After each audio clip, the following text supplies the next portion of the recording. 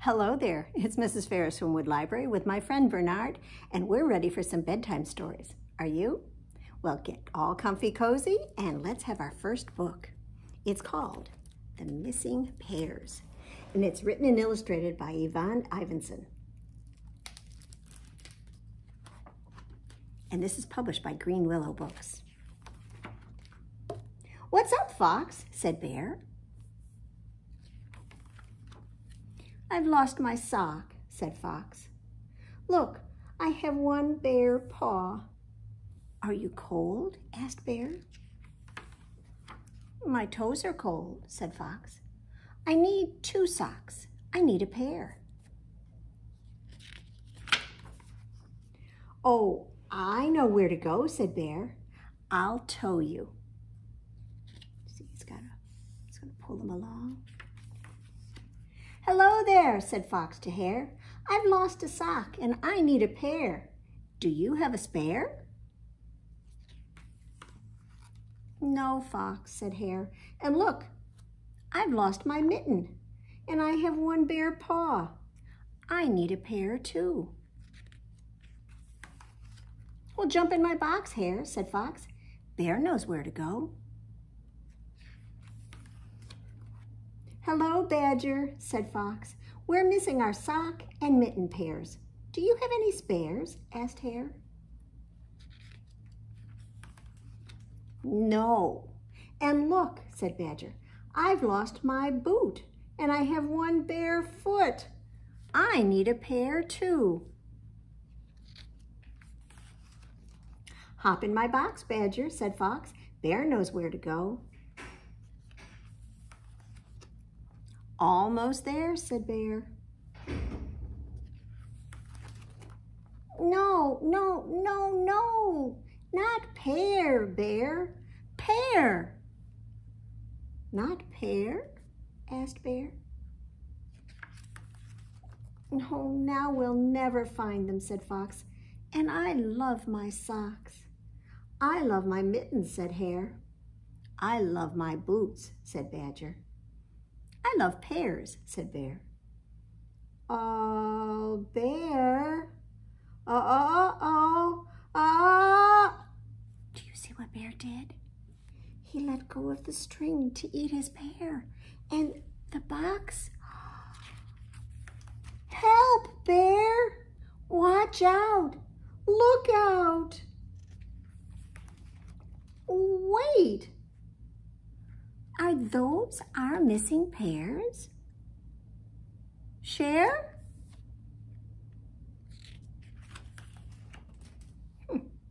So now Badger has 2 boots, and Fox has 2 socks, and Hare has 2 mittens,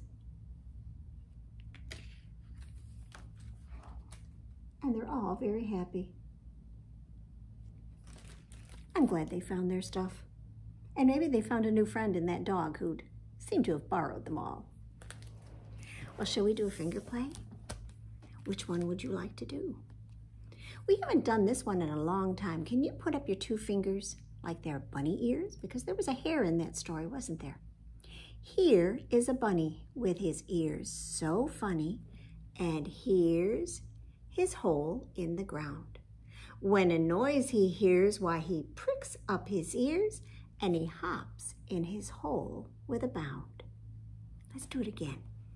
Get your ears ready. Get your hole ready by putting your fingers around to touch your thumb.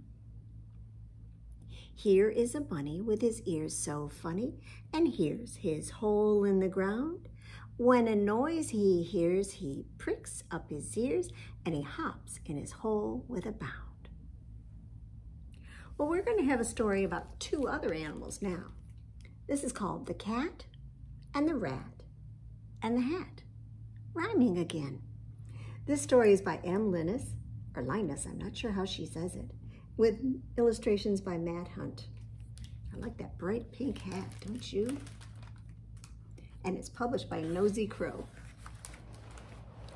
Now this is the cat that sat on the mat and played on the mat and slept on the mat and dreamed on the mat. And this is the rat that had a big hat.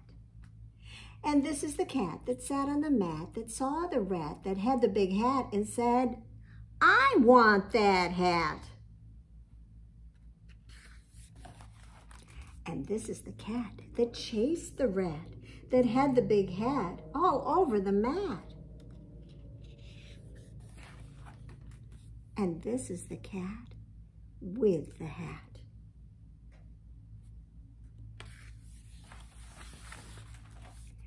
And this is the rat with the hat. And this is the cat with the hat. And this is the rat with the hat. And this is the cat with the hat. And this is the rat with the hat. And this is the cat with the hat. And this is the cat and the rat with the hat on the mat.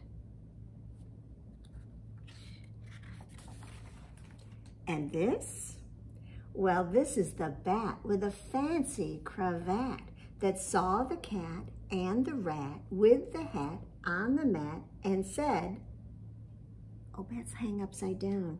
So his words are upside down. Let me turn it again in case you want to read it with me. I want that hat.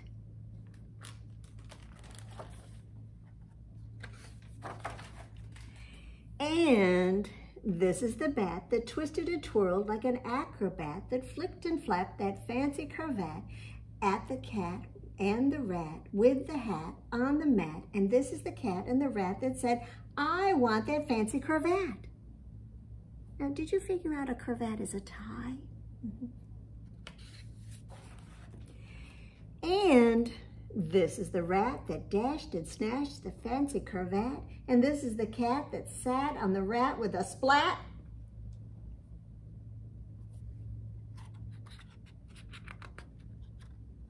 Goodness, my page doesn't want to turn, and I know there's two there.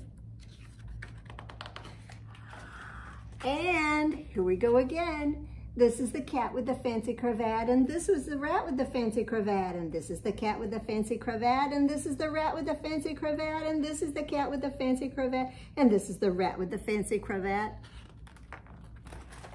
And this is the bat that sat in the hat, and played in the hat, and slept in the hat, and dreamed in the hat.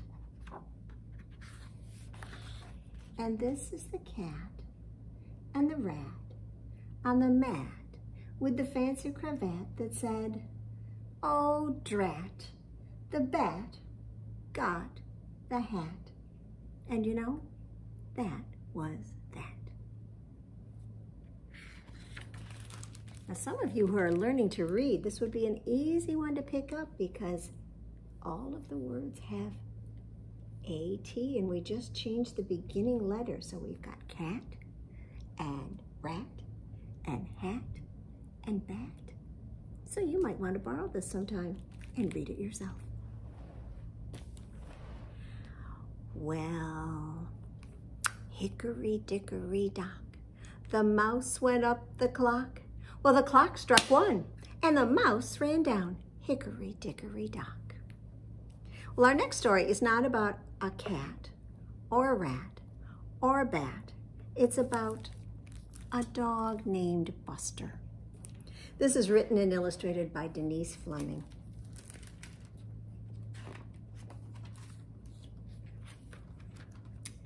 Buster was a happy dog. He had everything he could ever want. He had dishes with his name painted on them with curvy letters. He had a large grassy lawn with a tall oak tree to nap under.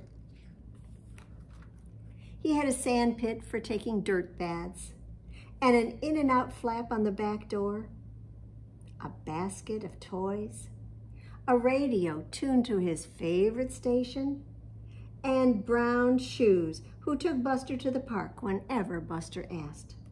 Yes, Buster was a happy dog until Brown Shoes brought home the big box. Buster stared at the big box. He hoped there were juicy steaks or fancy French cheeses or spicy sausages in the big box. But there were no steaks No cheeses, no sausages in the box. There was just a bag of sand, a large flat pan, 2 small dishes, and a cat named Betty. Buster was not happy. Buster was afraid of cats. Now Betty jumped down off the table and she began to purr and twist and turn around Buster's legs. And Buster was terrified. He was afraid to move. If I ignore her, thought Buster, maybe she'll go away. Betty did everything to attract Buster's attention. She slept in Buster's dishes with the curvy letters. Buster ignored her. She ran up and down Buster's tree. Buster ignored her. She dug in Buster's sand pit. Buster ignored her. She ran in and out and in and out the in and out flap on the door. Buster ignored her.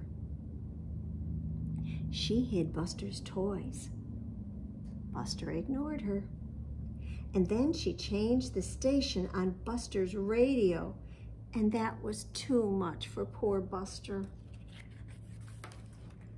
Buster slipped under the fence. He ran down the block, over 5 streets, around 2 corners until he came to a park. Now, it was not his usual park, but a fine park with tall trees, a bubbling fountain, tubs of flowers, large grassy patches, and not a cat in sight. No Betty, thought Buster as he drank from the fountain. No Betty, he thought as he rolled in the sand. No Betty, thought Buster as he listened to his favorite radio station on someone's radio. No Betty, thought Buster as he fell asleep in the shade of a tall tree. Now, when Buster woke up, he was hungry. He was lonely, and soon it would be dark. Buster was ready to go home. He looked up the street. He looked down the street. Nothing looked familiar. Buster circled the park to the left. He circled the park to the right. Buster had no idea which direction was home. You know what? Buster was lost.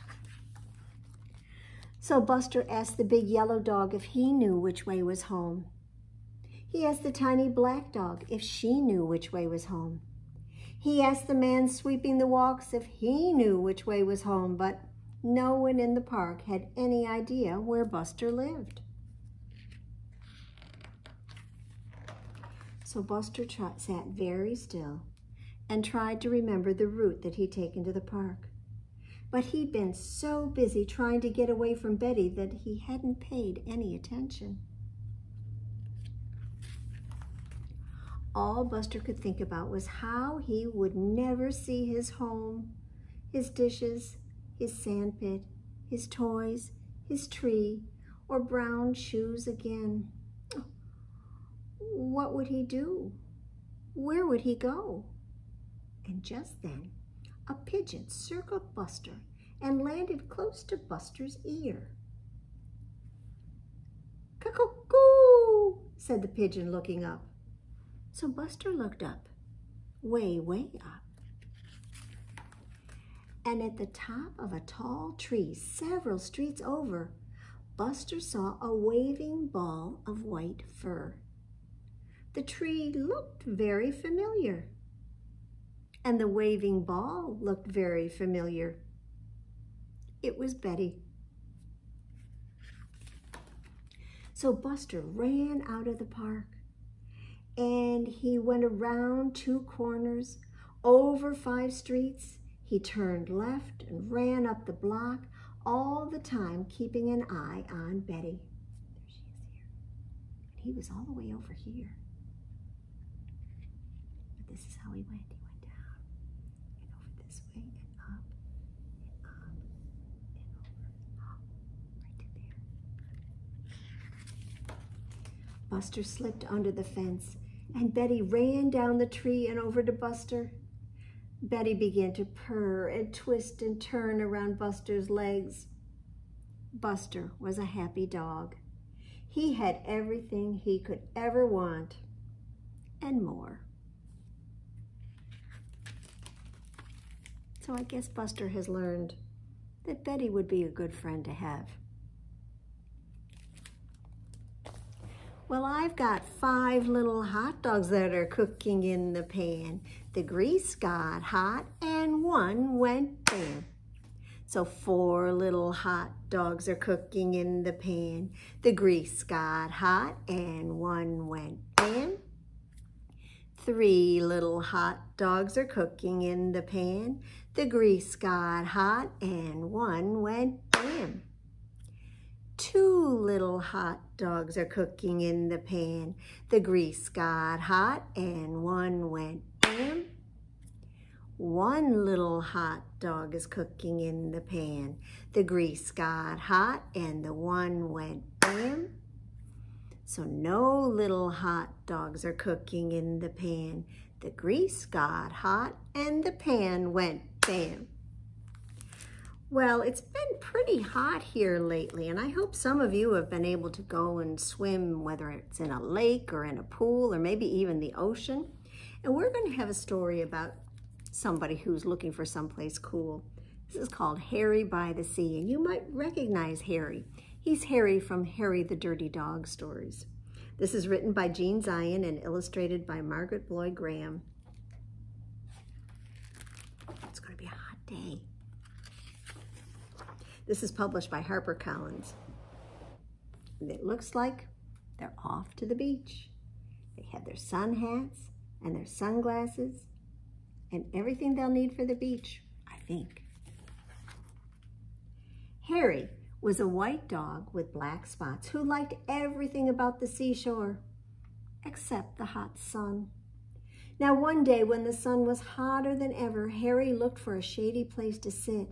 But when he tried to get under the family's beach umbrella, it was too crowded and the family made him leave. When he crawled into the children's sandcastle, the walls fell in and the children chased him away. And when he walked in the shade that a fat lady made, she became angry and made him stop following her. "Get lost," she said. She was very annoyed. Well, the sun was very hot, and Harry had walked a long way from the main beach.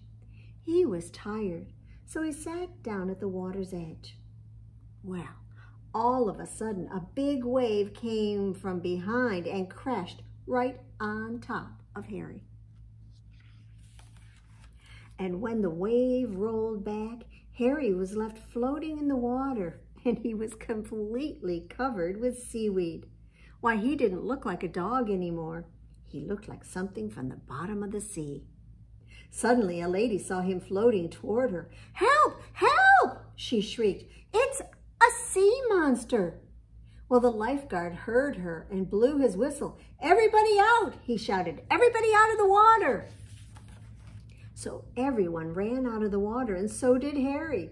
Now he was still covered with cold, wet seaweed, and it made him feel cool and comfortable. And now he didn't mind the sun at all. He felt so good, he started running back to his family. But on his way, some people saw him. "Oh, it's a sea serpent," one of them screamed. "It's a giant sandworm," shrieked another. Harry had water in his ears, and he could hardly hear them. He just kept running toward the main beach. But when he got there, Harry stopped and stared.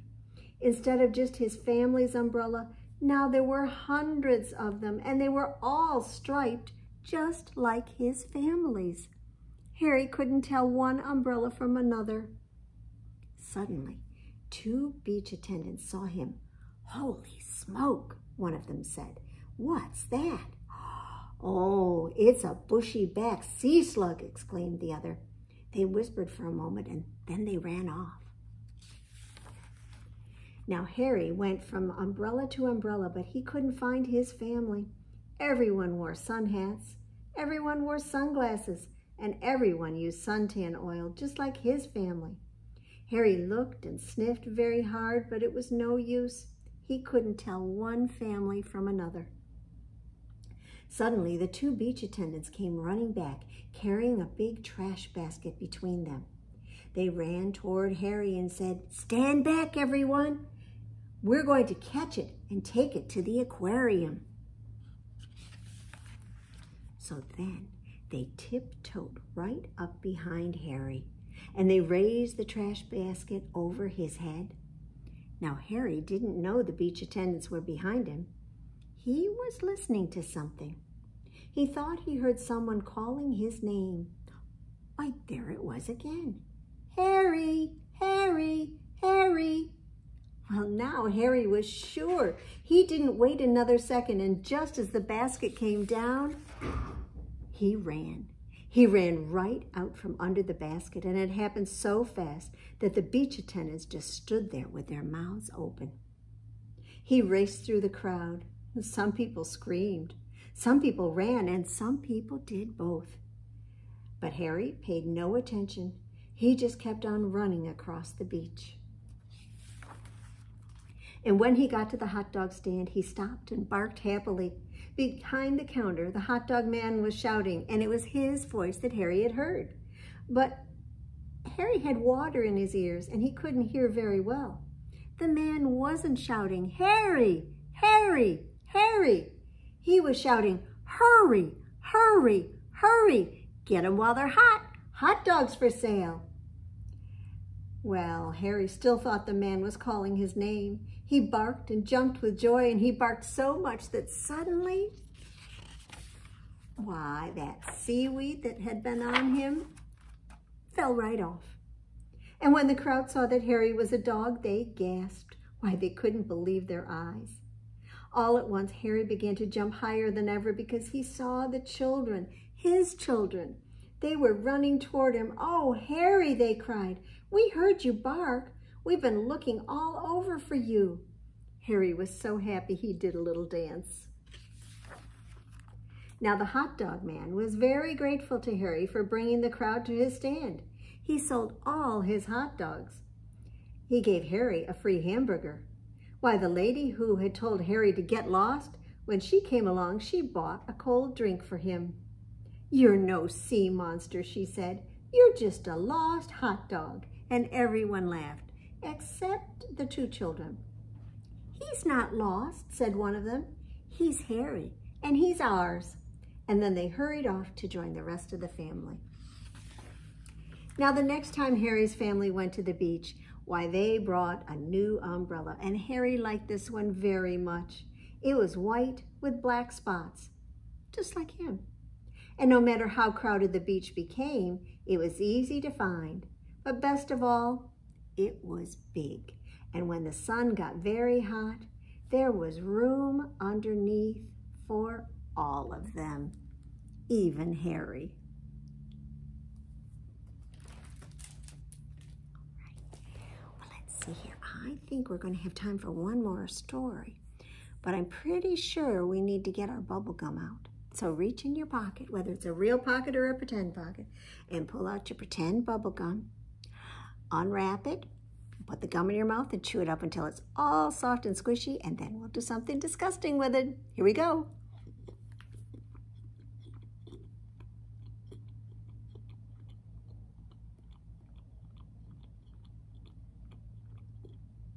Is it ready? Okay, put your hand out. 1, 2, 3, spit it in your hand, and clap your other hand on top. And we've got sticky, sticky bubble gum, sticky, sticky bubble gum, sticky, sticky bubble gum, stick it on your nose.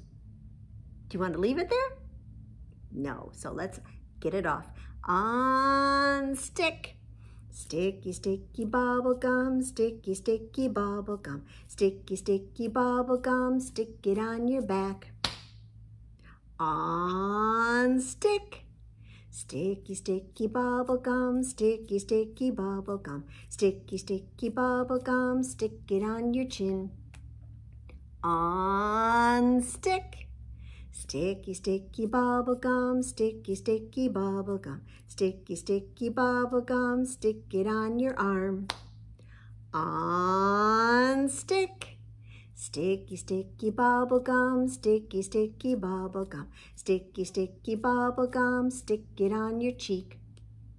On stick. Sticky, sticky bubble gum, sticky, sticky bubble gum, sticky, sticky bubble gum. Stick it on mom or dad. On stick. Sticky, sticky bubble gum, sticky, sticky bubble gum, sticky, sticky bubble gum, stick it on your toe. On stick.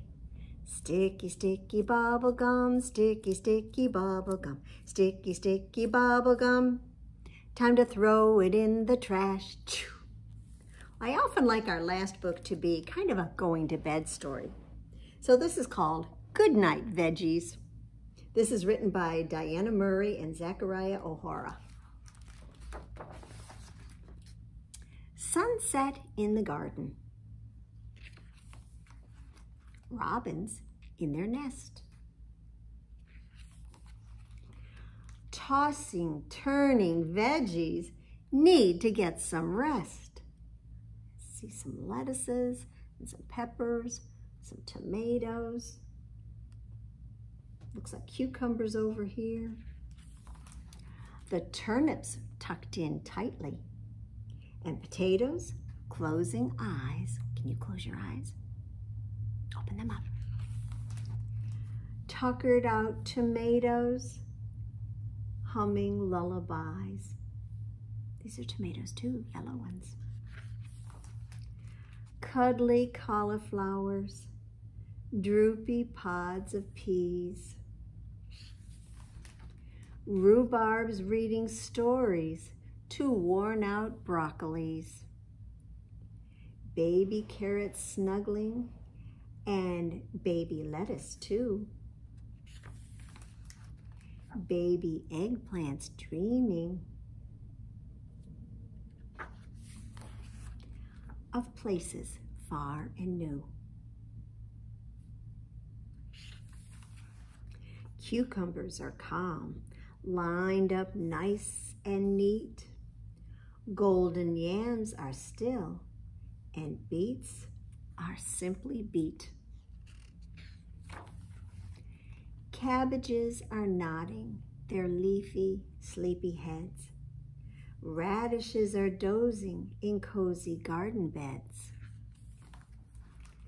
Celery is snoring as sunset disappears. Cranky corn rolls over and covers up its ears. Every veggie snoozing beneath the moon so bright. For nothing's more exhausting than growing day and night.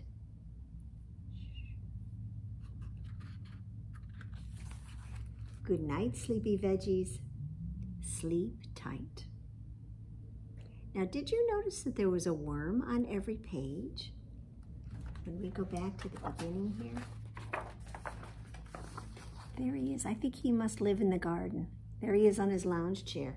And if you ever borrow this book, you can see if you can find him on every page. And when we get to the end, when they're all in bed, he's in his bed under the ground too. Just like you will be soon, right? All right, can you wiggle your fingers? And wiggle your toes? Wiggle your shoulders? How about your nose? Can you wiggle your elbows? And slap your knees?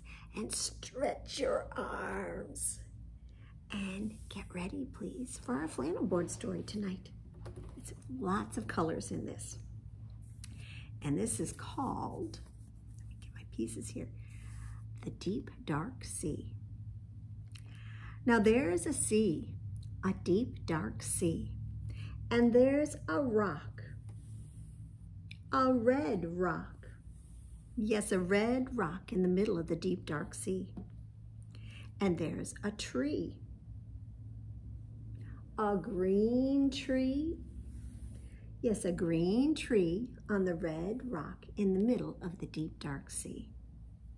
There's a brown nut on a green tree on a red rock in the middle of the deep, dark sea. There's a parrot, a purple parrot on a brown nut. Shall we put him right on the nut there? That's a coconut, you know. There's a purple parrot on a brown nut on a green tree on a red rock in the middle of the deep, dark sea. And there's a butterfly by the purple parrot on the brown rock, on the green tree, on the red rock in the middle of the deep, dark sea. And there is, let's see here, a spot, a black spot on an orange butterfly by a purple parrot on a brown nut on a green tree on a red rock in the middle of the deep, dark sea. And there over them all shines a yellow sun. A yellow sun shines on the black spot on the orange butterfly by the purple parrot on the brown nut on the green tree on the red rock in the middle of the deep, dark sea.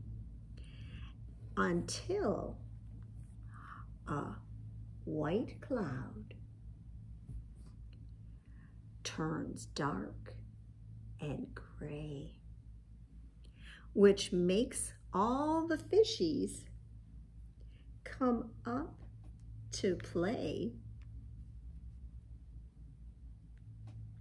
and all of the fishes sing out fiddle-dee-dee. It's raining on the rock, but not on me. It's raining on the rock in the middle of the deep, dark sea. All right. Well, let's finish up with our Going to Bed book by Sandra Boynton. The sun has set not long ago. Now everybody goes below to take a bath in one big tub with soap all over, scrub, scrub, scrub. And they hang their towels on the wall and find pajamas big and small. And with some on top and some beneath, they brush and brush and brush their teeth. And when the moon is on the rise, why, they all go up to exercise. And then down once more, but not so fast. They're on their way to bed at last. The day is done, they say goodnight, and somebody turns off the light. The moon is high, the sea is deep, and they rock and rock and rock to sleep. So I hope you'll soon go to sleep. Hope you enjoyed some bedtime stories. I know I did, and so did Bernard. And we will be happy to see you next week for some more stories, right? Here at Wood Library.